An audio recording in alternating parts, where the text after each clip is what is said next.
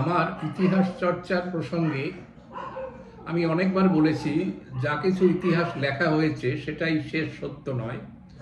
যেটুকু মাত্র জানা গেছে, যেটুকু পাওয়া গেছে, সেইটুকুকেই নিয়ে ইতিহাস লেখা হয়েছে। কাজে ইতিহাসের যা জানা গেছে তার মধ্যে অজানা এখনো বহু জিনিস আছে। ফলে কোন বড় পণ্ডিত আগে কি লিখেছিলেন সেটাকেই আমরা ধ্রুব সত্য না মেনে তারপরে যেসব সত্য আবিষ্কৃত হয়েছে তার উপরে ভিত্তি করে আমাদেরকে সেই আসল সত্যের কাছাকাছি যেতে হবে, যতদিন না আবার নতুন করে কোনো নতুন তথ্য আসে। আমরা আজ এই কথা বলছি যে ঐতিহাসিকভাবে প্রাগৈতিহাসিক পিরিয়ডকে যেভাবে ভাগ করা হয়, মানুষের সভ্যতার অগ্রগতিকে ধরে রাখার জন্য কয়েকটা পিরিয়ডে ভাগ করা হয়েছে, যার মধ্যে প্রস্তর যুগ, পরবর্তীকালে ধাতুর যুগ। এই প্রস্তর যুগকে ভাগ করা হয়েছে পেলিওলিথিক কাল অর্থাৎ প্রাচীন প্রস্তর যুগ। এর শুরু ধরা হচ্ছে যে মানুষরা শিকারের প্রয়োজনে বা ব্যবহারের কাজের জন্য পাথরের জিনিসপত্র ব্যবহার করতে শুরু করেছে। তা মোটেই পরিশীলিত ছিল না, মোটামুটিভাবে ব্যবহার উপযুক্ত করে নিয়ে তারা শিকারের কাজে বা অন্য অন্য কাজে লাগাতো। সেই পিরিয়ডের বিস্তৃতিকাল কেউ বলছে 1 লক্ষ বছর আগে শুরু হয়েছিল, কারুর লেখায় পাওয়া যাচ্ছে যে না, তা 50,000 বছর থেকে এদিকে খ্রিস্টীয় 10,000 বছর কাল পর্যন্ত বিস্তৃত ছিল। অবশ্য এটা মেনে নিতে হবে যে মানুষের বসতি যখন বিস্তৃত হচ্ছিল পৃথিবীর বিভিন্ন প্রান্তে, ফলে এর সময়কালের মধ্যেও যথেষ্ট পরিমাণে হেরফের আছে। সেই প্রস্তর যুগের আমরা জিনিসপত্র নানানভাবে দেখেছি যে সেগুলো এবড়ো থেবড়ো যথেষ্ট নয়, কিন্তু ব্যবহার উপযোগী করা বা ব্যবহার উপযোগী সাইজকে তারা বেছে নিয়ে এই কাজগুলো করেছিল। তারপরে শুরু হলো মধ্য প্রস্তর যুগ, অর্থাৎ ইংলিশে একে নাম দেয়া হয়েছে মেসোলিথিক পিরিয়ড। এর বিস্তৃতিকাল বলছে যে ওই প্রাচীন প্রস্তর যুগ অর্থাৎ যা 10,000 বিসিতে শেষ হয়েছে, তারপর থেকে 5,000 বিসি পর্যন্ত বিস্তৃত।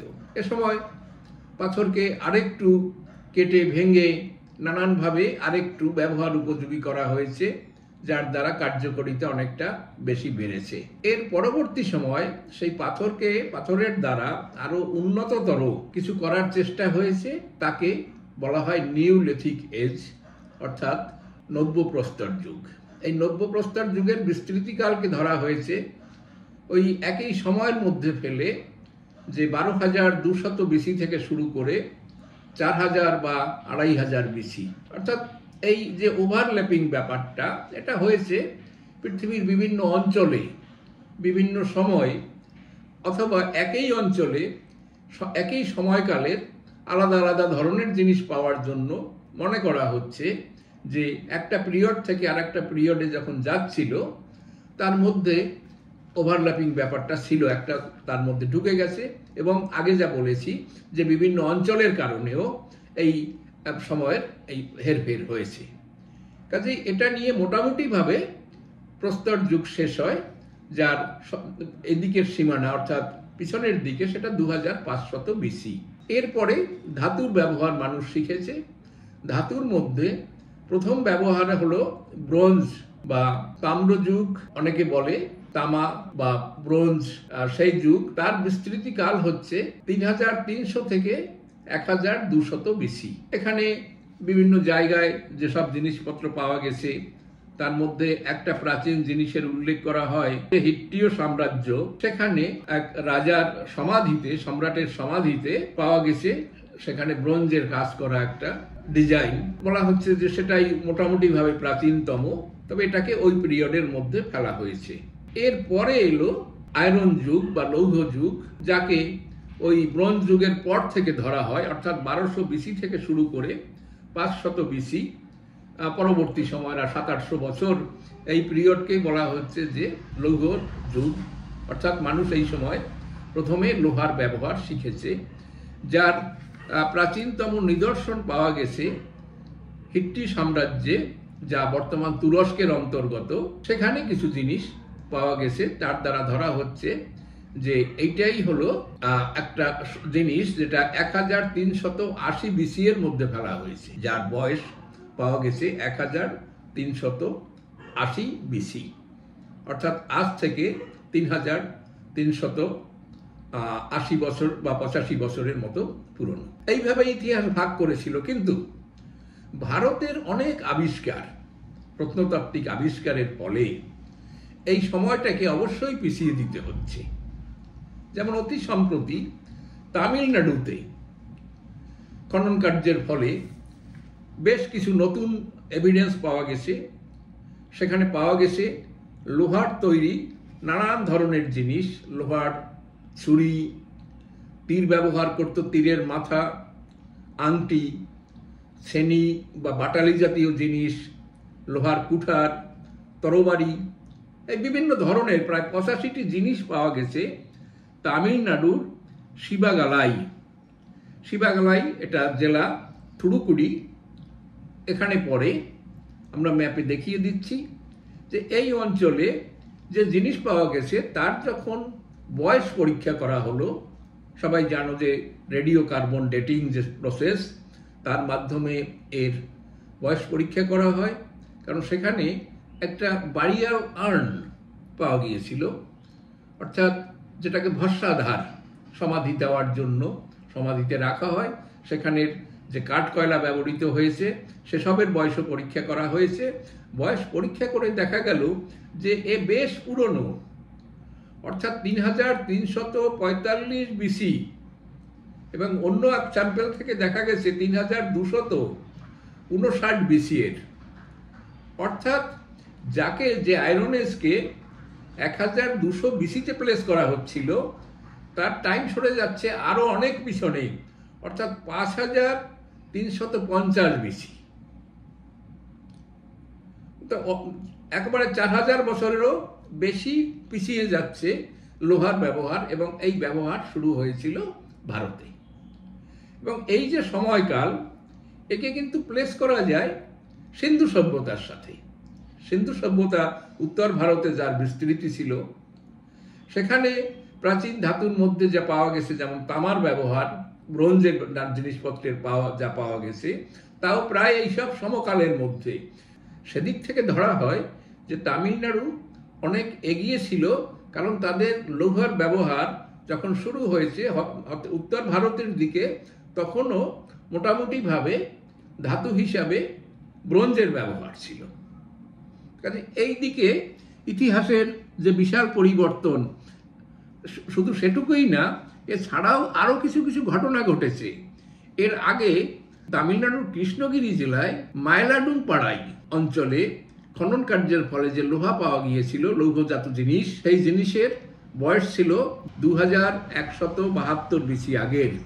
এবং এরও সাথে কর্ণাটকের ব্রহ্মগিরি জেলায় এবং হায়দ্রাবাদের কাছে গাছিবাউলি অঞ্চলে বেশ কিছু জিনিস পাওয়া গেছে লোহার তৈরি, যার বয়স জানা গেছে 2140 BCE এবং 2200 BCE। অর্থাৎ ঐতিহাসিকভাবে এতদিন ধরে আমরা যে লৌহ যুগের সময় জানতে পেরেছি, তা অবশ্যই পিছিয়ে যাচ্ছে। কাজেই এটা পিছিয়ে গেলে আশা করা যায় যে ব্রোঞ্জ এজও পিছিয়ে যাবে, এবং মানুষের ইতিহাস সম্পর্কে এতদিন যে তথ্য আমরা জেনে এসেছি বা পৃথিবী বিশ্বজুড়ে মানুষ জানছে, তা কিন্তু সরে যাচ্ছে। অর্থাৎ এখানে আমি যে ইতিহাস পুনর্লিখনের কথা বলেছি, সেই সময় সেই ইঙ্গিত এর মধ্যে রয়েছে। এখন কথা হলো যে কারা, ভারত হয়তো দেখানোর জন্য নিজেদেরকে প্রাচীন সভ্যতার দেশ দেখানোর জন্য হয়তো এই চেষ্টা করেছে, সেই জন্য তারা এভাবে নিজেদের ইচ্ছা মতো বয়স প্লেস করেছে, কিন্তু তা নয়। এটা পরীক্ষা করা হয়েছিল আমেরিকারও একটা অর্গানাইজেশন থেকে, বিটা অ্যানালাইটিক্স, এবং অন্যদিকে ভারতের দুটো ল্যাবরেটরি থেকে, একটা ফিজিক্যাল রিসার্চ ল্যাবরেটরি, এটা আহমেদাবাদে অবস্থিত, এবং প্রত্নতাত্ত্বিক জিনিসের পরীক্ষামূলক আরেকটা organisation Birbal Sahni institute of palaeosciences, এর অবস্থান লখনৌতে। এই তিনটা ইনস্টিটিউটের তিনটা ল্যাবরেটরি টেস্টেরই রিপোর্ট কিন্তু মোটামুটিভাবে একই। ফলে আমরা নিঃসন্দেহে বলতে পারি যে ভারতবর্ষ প্রাচীনকালে যে সভ্যতা, যে বিকাশ ঘটেছিল তা ভারতবর্ষে অনেক দেশের চাইতে আগে। এই প্রসঙ্গে আরও একটা কথা বলতে হবে, যে জিনিসপত্রগুলো পাওয়া গেছে এটা তো সেই সময়ের, যখন জিনিসগুলো ওই ফর্মে এসেছে লোকেরা ব্যবহার করছে, কাজেই সহজেই আন্দাজ করা যায় যে লোহার ব্যবহার, লোহার সম্পর্কে জ্ঞান, লোহা সংগ্রহ করা, খনি থেকে উত্তোলন করা বা তাকে নিষ্কাশন করা, এই কৌশল মানুষ আরও অনেক আগে জেনেছিল। তারপর ধীরে ধীরে তার ব্যবহারের দ্বারা এইরকম উন্নত মানের জিনিসপত্র তৈরি করা সম্ভব হয়েছে। কাজেই ইতিহাস সম্পর্কে আমাদের কখনো লেখা ইতিহাসকে শেষ না ধরে যা জানবো তার উপরে ভিত্তি করে নতুন ইতিহাস, এই জন্য সেখান থেকে আমাদের শুরু করতে হবে এবং প্রতিদিনের জন্য নতুন ম্যাটেরিয়ালকে গ্রহণ করতে হবে। যেটা আগেও বলেছি যে বিখ্যাত লোকেরা বলেছেন, উনি ওইটা বলেছেন সেটাই শেষ কথা, তা ভাবার কারণ নেই। আমাদের নতুন ম্যাটেরিয়ালের দৃষ্টিতে নতুনভাবে তাকে বিশ্লেষণ করতে হবে। সেখানে কোনো রকমের ব্যক্তিগত অভিমত এসব দেয়া যাবে না। নির্মোহভাবে ম্যাটেরিয়াল ভিত্তিক তথ্য ব্যবহার করতে হবে, অ্যানালাইসিস করতে হবে। সেখানে ভাবার কারণ নেই যে ইউরোপীয়রা সভ্যতা এগিয়েছিল, অন্য দেশ এগিয়েছিল, ভারতবর্ষ অন্ধকার যুগের মধ্যে তাদেরকে ভালো করার জন্য এসেছিল ইউরোপ থেকে। এসব অত্যন্ত সাম্রাজ্যবাদী কথাবার্তা, যাকে আমরা অগ্রাহ্য করতে পারি এইসব তথ্যের ভিত্তিতে। ধন্যবাদ।